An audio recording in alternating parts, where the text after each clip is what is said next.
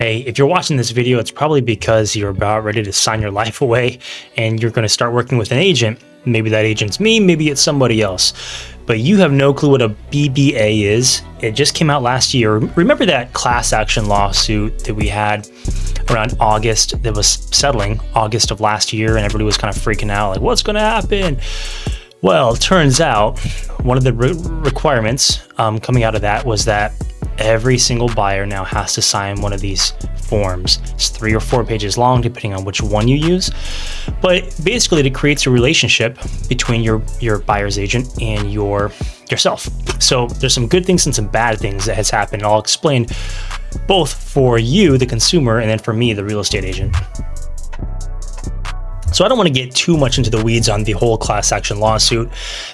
Honestly, it's been a year. I try to put it out of my mind. I forget some of the details. I know that somebody in the Midwest kind of got upset with how a transaction went, and then it kind of became a bigger and bigger thing. More people added on, class action lawsuit, and then all of a sudden, instead of a state thing, it's like, or a local thing, it's like nationwide now. So basically, the BBA has now created a relationship between you and your agent. Now, this has helped agents in the sense that previously, when you were working with somebody, they could ghost you after a few showings. You could show them 10 or 20 properties, and they could find another, like the 21st property they could view with another agent, and all that work was just kind of put away. So that was the bad thing for the agent, right? The good thing for the agent now is that you have, not only do you have a signed agreement with them, and a lot of agents like myself, we might still put a $0 cancellation fee, but you can have a cancellation fee, and now this has become more normalized. You have a signed relationship, and you're much less likely to ghost somebody when you have a contract like that versus like an unwritten kind of verbal agreement that like, we're going to work together.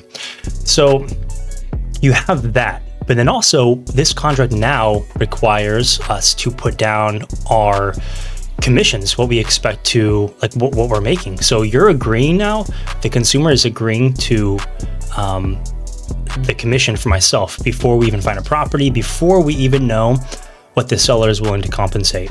So, we're about a year into this, and I think a lot of agents, including myself, have kind of seen how everything's playing out. And of course, what the government does usually does not benefit the consumer.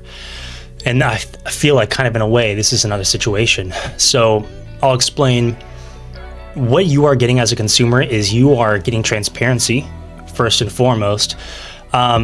You are getting to negotiate how good of a realtor or how bad of a realtor you want up front. So if you're getting your realtor to agree to like 1 or 2% commission, then, maybe that's a sign you shouldn't even work with them. Ironically, right? If you want a good realtor, get someone who's going to negotiate on your behalf, they're probably not going to settle for below, minimum. So I think that's a very important thing that we've gotten out of the way now is you get transparency, you get to know how much of a commission you're agreeing to. On the flip side, you're now responsible for that full commission if the seller isn't willing to pay it. So practically speaking, right now we're getting sellers are still willing to pay the entire commission. But in a scenario where the seller is not willing to pay a full 3% commission, let's say I've had situations where I have clients who agree to pay me 3%. The seller is only willing to pay 2 or 2.5. You're responsible for covering that extra difference, that gap, unless it can be negotiated into the offer, which again, practically speaking, we're always negotiating it into the offer. But just so you know how it works out, this is now how negotiations work. You're negotiating terms, you're negotiating price, and you're also negotiating the agent compensation. And I think I left out one thing too. I think one other thing that you're getting as a consumer is you are getting a little bit more loyalty and a little bit more, like effort maybe from your agent, because if you're signing an agreement with them, they know that you're not going to be able to just ghost them like the next day, right? Or the next week after showing you like 7 or 10 properties. So you are getting maybe a little bit more effort out of somebody who's going to be working with you long-term, just on average. Maybe there's been a little bit more efficiency created within the marketplace because if agents are more productive because there's more like there's a higher likelihood they are going to benefit from this from a transaction at all, then I think maybe there's a little bit of efficiency there too. So, maybe, but I don't know. Like, I think on average, probably this whole BBA thing has really swung more in the direction of a buyer's agent because they can negotiate their price up front, their fee up front, whereas previously, a lot of buyer's agents would just take whatever the seller and the listing agent had already agreed to offer. So I would say the average probably buyer's agent commission was like 2.35%. And I don't have like a hard number, but I have what I know I had received in the past and hadn't negotiated. I kind of have like lived experience over the last 5 to 6, 7 years versus now. Buyer's agent fees, they've really gone up. Beat a dead horse here, but they've gone up because we have now given buyer's agents a chance to negotiate that, whereas it was a little bit awkward at first. It wasn't super common that you'd have an agent there were some brokerages out there and some high performers who that would be their practice and that would be their thing. But in general, most agents would not get a showing agreement signed. It wasn't like a general practice type thing. So, okay, let's get into what the actual BBA is, right? We talked about it's a fiduciary agreement between both the buyer's agent and you, the consumer, looking to make an offer on a property. And these things have to be signed before you even view your first property. There's a few things about this.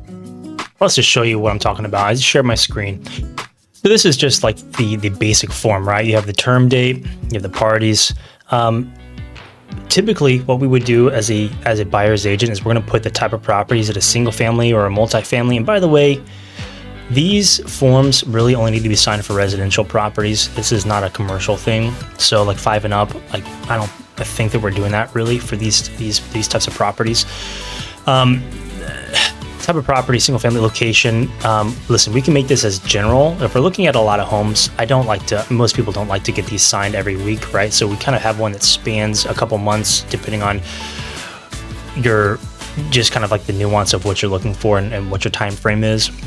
But location, it could be all of Hillsborough County, or if you just met some agent, you can put the actual property address, right? So it's only good for that address.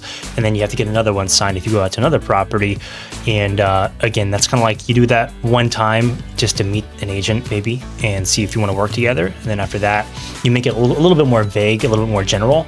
And that way you don't have to get them re-signed, every single time, because that's a lot of paperwork and it's kind of weighs everybody down. This is where you can pay your agent a retainer fee for extra loyalty. You can have a set of compensation agreements with your agent. This is where all that happens right here, Section 7. And here's the protection period. So this is what you need to know. Normally I leave this at 30 days. I'm generally a trusting person. But if an agent was to show you a property, right, and then you decided to cancel this agreement within the next 30 days, you may not go under contract for that property without your agent being involved, right? So some agents may put 60 days, some may put 90, but I just kind of leave it generally as the boilerplate 30, because, if you want a property and you're not going to go, I just don't see that happening that often, right? I'm not too concerned about that. Conditional termination. So this is your cancellation fee. Depending on the person, generally have it as sorry if you're out there and you're looking at a $1,000 cancellation fee from one of my BBAs, but generally I have $0. I'm generally a trusting person. Just depends on the situation, who you are. Again, not trying to be like a this is going to be kind of awkward. Generally, it just depends on the type of transaction and what we're working with, right? So there are some nuances available, but that's that. You may have other larger brokerages that do have a cancellation fee, and there's plenty of them out there because there are plenty of agents out there who also have a cancellation fee for listing agreements, right? So you can imagine those same brokerages and people will have a cancellation fee for terminating a buyer-broker agreement. So that's basically all there is. This one's a 3-pager. This is typically what I use. It's pretty simple. It's, again, the government and the attorneys who whatever settled the class action lawsuit. The purpose was to provide more protection to you, the consumer. I'm not entirely sure exactly where that is on this contract, other than you get more clarity and more transparency. Now, you would always be like, there was always transparency involved with how much a commission, like you would always know by the closing period how much your agent was getting. So, and it never really, it was always paid for by the seller, at least down here in Tampa. That's like in West Central Florida, the norm here. But I don't know. That's just kind of my take on everything here. Scrolling through. So if you're a regular home buyer, I highly recommend, well, you have to get this signed, so I can't really recommend it. Doesn't really matter. It's important to get it signed. It's important to review it yourself and not just take what I say here and just, sign off whatever. I will say, for investors, this is one of the best things I think that buyer's agents for investors. It has created way more loyalty back and forth. So while I don't think it's really helped consumers all that much, they had a lot of options. I think it's helped agents more. I do think it's benefited both investor buyers and realtors like myself who work with a lot of investors, because that loyalty piece has been I wouldn't say a problem, but it's definitely been kind of a pain point in some ways, because investors even have more options, right? A lot of times they could be brought deals and they could go try to purchase them without the agent involved. And so I think that was a little bit more prevalent with investors. And this gives agents a little bit more, security and again, more loyalty to the investors. That way they're bringing that investor deals perhaps before another investor. So anyway, just keep that in mind. That's kind of my take on everything again, and hope you have learned something, and please go ahead and finish signing your BBA with me right now.